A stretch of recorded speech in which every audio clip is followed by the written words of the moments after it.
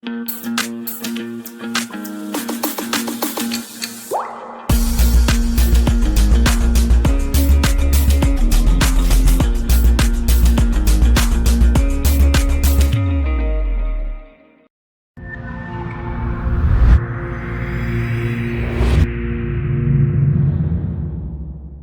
à tous et à toutes et bienvenue. Toujours un plaisir de vous retrouver dans Entrepreneur.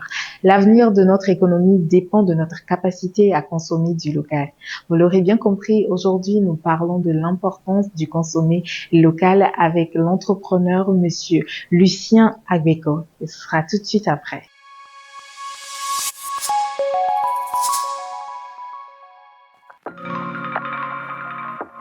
Devenez partenaire, sponsor ou annonceur et bénéficiez de notre large réseau de clients.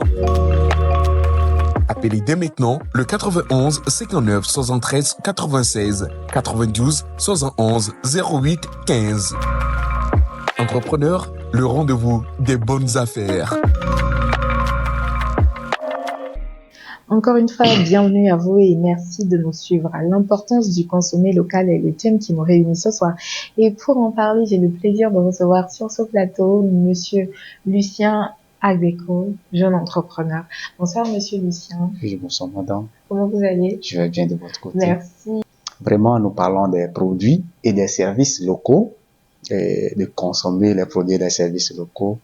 La première des choses pour parler, c'est de connaître l'origine de ce produit, ou bien l'origine, ce n'est même pas de le produit, mais des facteurs de production, on appelle ça les inputs, c'est avec quoi on a produit tout ce qui sont rentrés dans la production, dans la fabrication. C'est ça on appelle. En bref, connaître les ingrédients. Les ingrédients. Si dans le domaine de cuisine et tout, il parle d'ingrédients. Donc, si on va parler, c'est les facteurs de production. Lorsqu'on connaît, la première des choses, c'est de connaître l'origine des facteurs de production. Et la deuxième des choses, c'est de savoir ces facteurs de production en termes de pourcentage, combien sont achetés localement. Et si ça n'atteint pas 50%, ce produit ne peut pas être appelé un produit local. Alors, quand vous parlez de combien sont achetés localement, est-ce à dire que ça peut arriver d'importer des produits pour faire un produit que l'on appelle produit local? Supposons quelqu'un qui fait achomon, communément que nous appelons au Togo, achomon. Il achète si c'est fait à partir du blé. Le blé, ce n'est pas un facteur de production locale. Et si c'est le blé qui est plus c'est le facteur, ou bien le facteur de production le plus utilisé, ça veut dire qu'en réalité, l'achomon que la personne fait, ce n'est pas un produit local. Mais nous, par erreur, nous l'appelons produit local. Chaque pays a des labels, des associations qui font les études que je viens de dire tout de suite et on va étiqueter pour dire c'est un produit, par exemple, made in Togo, par exemple pour le Togo, on dit c'est un produit made in Togo. Parce que l'association a déjà fait tous ses travaux en amont. L'association sait que les facteurs de production sont issus du Togo. C'est pour cela qu'elle a dit made in Togo. Souvent, vous voyez des produits comme ça au Togo. Vous savez que c'est produit au Togo, mais on peut écrire made in Ghana. Parce que les facteurs de production plus viennent du Ghana.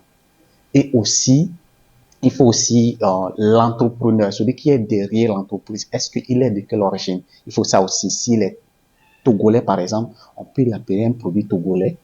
D'abord, parce que l'entrepreneur est au Togo et l'entreprise aussi est installée au Togo. Ça aussi, ça fait partie. Mais la plus grande partie, ça dépend des facteurs de production. Il y a tellement d'avantages environnementaux. Et je vais commencer premièrement. Lorsqu'on dit importer, ça veut dire que ça fait des trajets. On a utilisé des transports. Pour faire transporter quelque chose, il y a l'utilisation de l'énergie. Aujourd'hui, nous parlons de crise énergétique.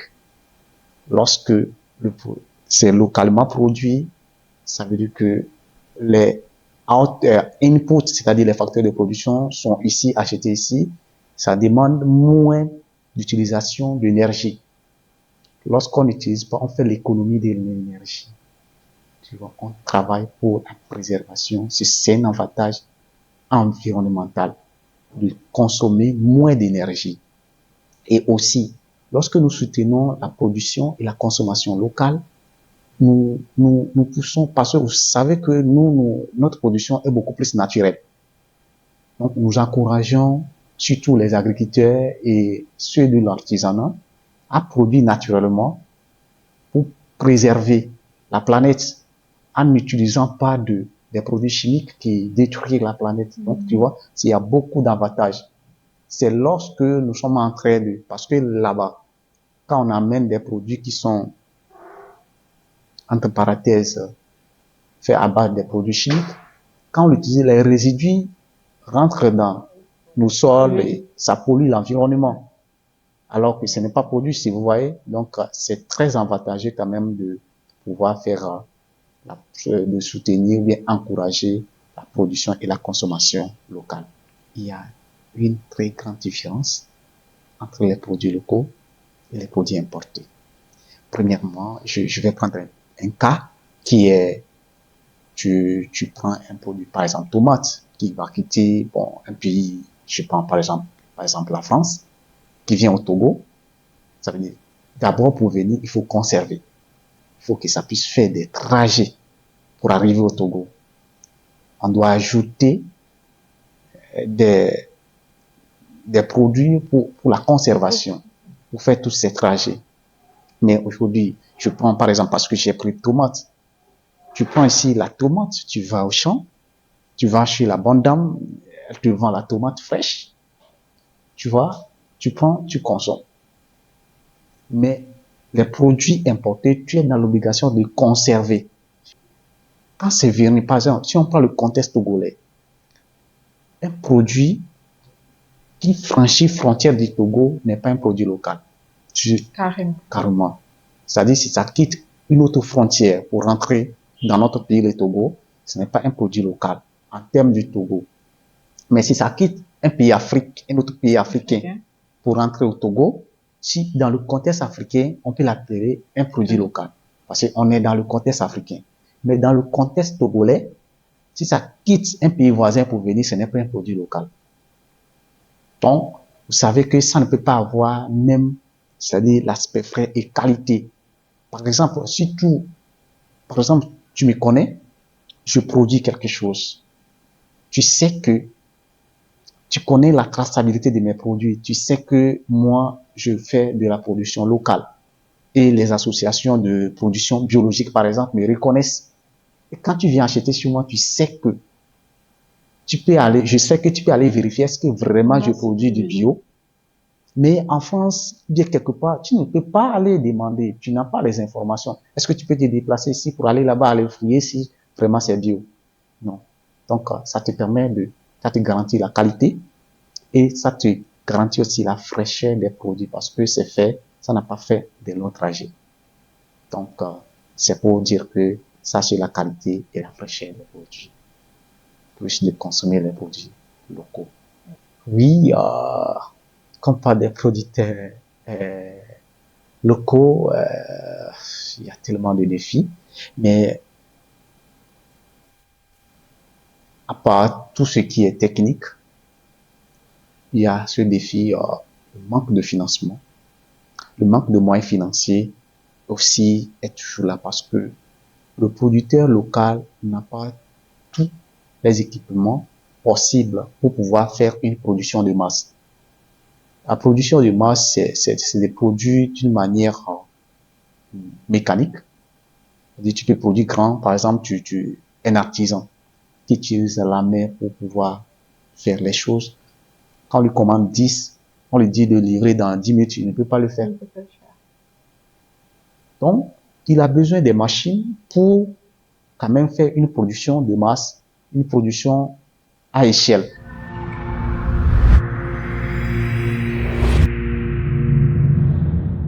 Question du rôle de l'ingénieur génie civil dans un projet de construction de bâtiments. On aura aussi l'opportunité de savoir qui peut-on appeler ingénieur et qui peut-on appeler architecte et savoir la différence qu'il y a entre ces deux personnages avec Monsieur Malik Ouadia. Alors, d'entrée de jeu, il y a une différence quand même entre un architecte et un ingénieur en génie civil. Alors, l'architecte, il a fait une école d'architecture, alors que l'ingénieur en génie civil, il a fait une école de génie civil. Voilà, déjà, d'entrée de jeu, voilà la différence.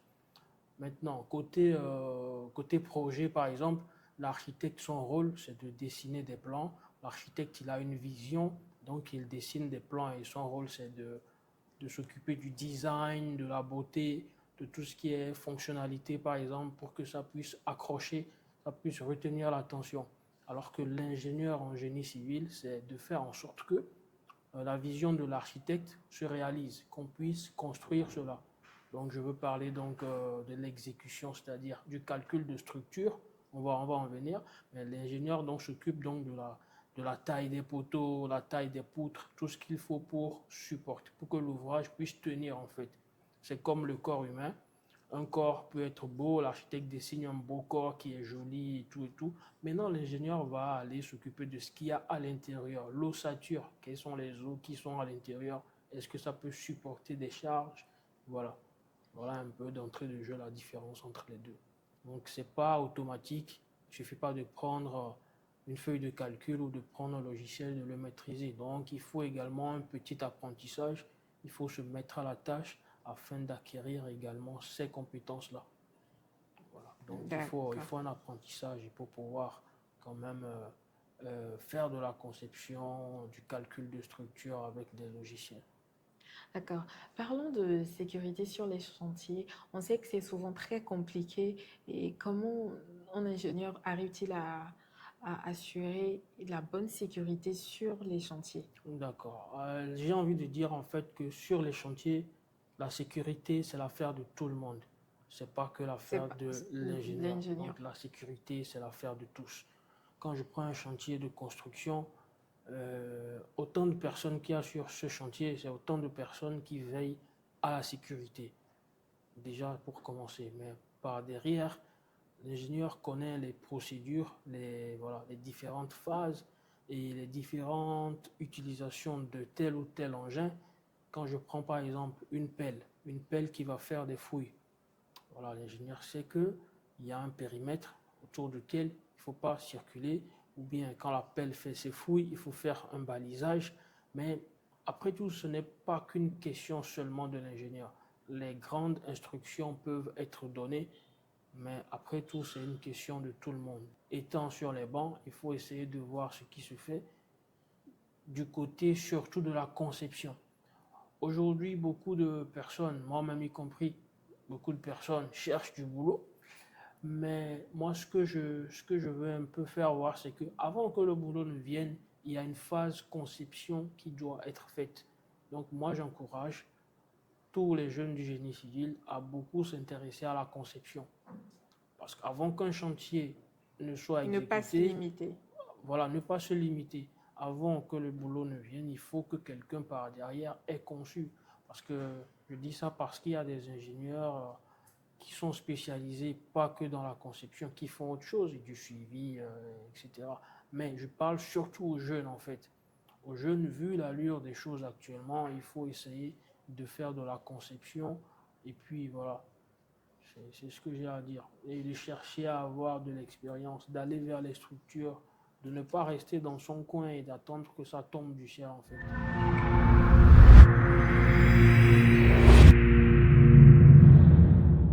Stratégie de croissance est le thème qui nous réunit ce soir.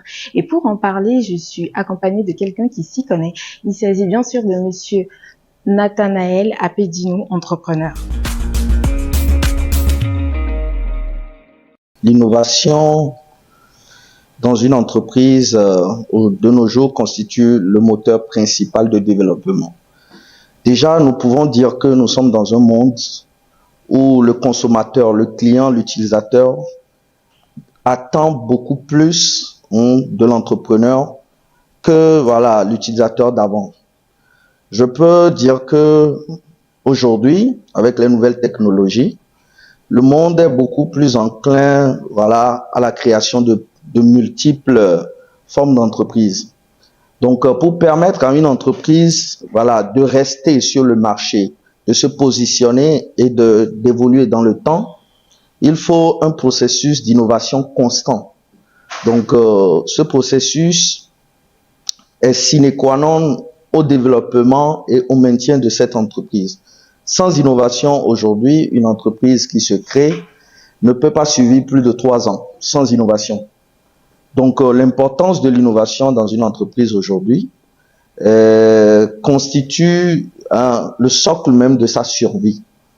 Donc, voilà un peu du côté innovation. Y a-t-il un moyen d'encourager cela? Pour encourager l'innovation, oui. L'innovation, il faut dire que ça a un prix, hein, un très grand prix, parce que avant d'accéder au processus d'innovation, il faut injecter assez, de risques. Du côté fonds, du côté temps, il faut un grand sacrifice. Si vous voyez, le processus d'évolution des moyens de transport, de la médecine, dans tous les domaines, il a fallu que les États injectent de grands fonds pour que l'innovation puisse éclater. Donc, avant de pouvoir accéder à ce processus d'innovation, il faut un environnement qui accepte le risque. Il faut des gens prêts à pouvoir supporter le risque et des gens prêts à pouvoir s'investir dans le risque. Sans quoi, on ne peut pas vraiment accéder à cette innovation. Nous ne serons que dans un maintien de systèmes qui fonctionnent déjà, mais qui, en tout cas, dans un espace de temps de 10 ans, sera totalement obsolète.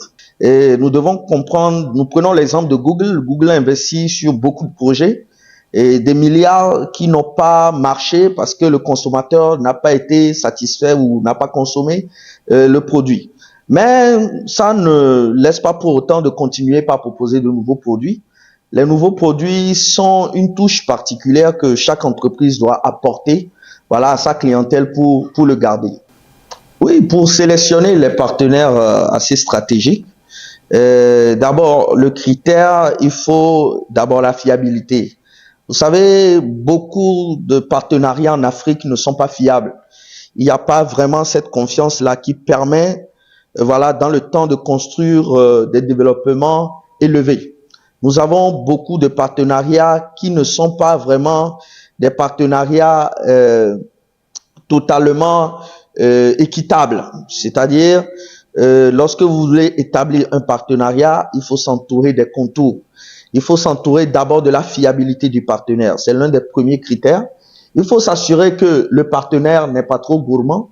Parce que lorsque dans le partenariat, le partenaire est trop gourmand, il vous absorbe, il vous étouffe. Et si vous ne savez pas faire, il vous contourne. Donc, le partenaire doit pouvoir être moins gourmand. Ça doit être un partenariat gagnant-gagnant.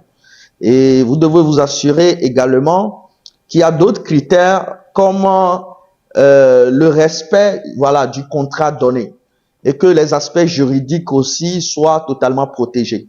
Parce que vous pourrez nouer un partenaire avec une entreprise, avec des gens qui, au finish, lorsqu'il y a un problème, ils appellent un juge, on est en Afrique, ou ils appellent quelqu'un, une autorité, et puis on bloque votre contrat que vous avez fait. Ce qui fait que le contexte africain, de partenariat, il faut s'assurer d'abord que votre partenaire est fiable et votre partenaire est un véritable entrepreneur. Sinon, vous lancez dans des contextes que vous n'allez pas maîtriser et qui vont totalement vous détruire. Vous voyez beaucoup d'entreprises qui meurent par faute d'innovation et d'adaptation de processus de commercialisation. Des fois, le produit est innovant, mais le processus est toujours un ancien processus qui ne permet pas aux clients de s'intéresser de nouveau à votre produit.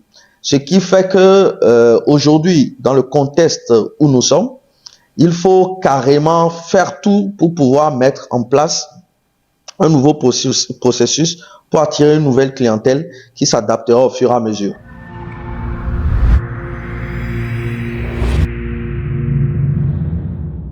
Ce numéro numéro d'entrepreneur vous est destiné si vous désirez lancer votre projet de construction et avez du mal à réunir tous les documents qu'il faut pour faire le nécessaire, ou encore si vous êtes curieux et vous aimeriez tout simplement vous nourrir encore plus de connaissances. De quels documents techniques disposer avant de lancer son projet de construction? On en parle dans ce nouveau numéro d'entrepreneur avec Monsieur Malik Wadja, et ce sera tout de suite après. Il y a deux étapes phares. La première étape, c'est la conception. La conception, ça veut dire qu'on pense le projet, on le schématise. Ce n'est pas encore matérialisé, mais on le schématise. On essaye donc de rassembler les différentes informations et voilà, on essaie de le schématiser, de le faire en miniature, si on veut dire. Ça, c'est la première étape. Donc la phase est conception, en même temps la phase étude, bien sûr. Donc on va étudier le site, on va étudier le terrain où on veut réaliser le projet. On va essayer de commencer par produire certains documents pour déjà avoir un truc traçable et pouvoir faire le point au jour le jour, parce qu'on ne va pas avoir des idées juste en l'air. On ne pourra pas se rappeler le lendemain. Donc il faut laisser des traces, il faut voilà, concevoir, laisser des traces. Donc il y a la première étape qui est l'étude, la conception, et la seconde grande étape qui est l'exécution. Alors on va exécuter, on va construire proprement dit, on va mettre la main à la pâte et puis on va voir de nos propres yeux l'ouvrage qu'on a construit. Tout projet, toute maison, voilà, doit nécessiter un permis de construire. Il faut un permis parce que déjà ça protège le maître d'ouvrage, le propriétaire. Ça veut dire que sa maison est construite suivant les règles, suivant les normes. Donc ça veut dire que voilà, ça a pris en compte tout ce qu'il faut, parce que le permis ne se délivre pas s'il y a quelque chose qui manque. Alors chaque maison, toute maison doit avoir un permis de construire. Peu importe la taille, en fait, il faut un permis de construire. Maintenant, en fonction de la taille, les coûts vont varier. Le permis pour un hôtel n'est pas la même chose que le permis, les coûts du permis pour un hôtel n'est pas le même que le coût du permis pour une maison pour une villa standard. Donc, en fonction de la taille du projet, les coûts vont différer. Sinon, peu importe le projet, la norme demande quand même d'avoir un permis de construire. Aucun projet n'est irréalisable. Le tout est dans la faisabilité et voilà, dans l'organisation en fait. D'accord. Merci beaucoup à vous, Monsieur Malik, d'avoir encore une fois accepté notre invitation. Merci pour le partage. Merci à vous aussi. Merci à vous de nous avoir suivis. Nous sommes à la fin de cette émission et j'espère vous avoir apporté quelques informations qui vous seront peut-être bénéfiques. On se retrouve la prochaine fois. D'ici là, portez-vous bien. Devenez partenaire, sponsor ou annonceur et bénéficiez de notre large réseau de clients. Appelez dès maintenant le 91 59 73 96 92 71 08 15. Entrepreneur, le rendez-vous des bonnes affaires.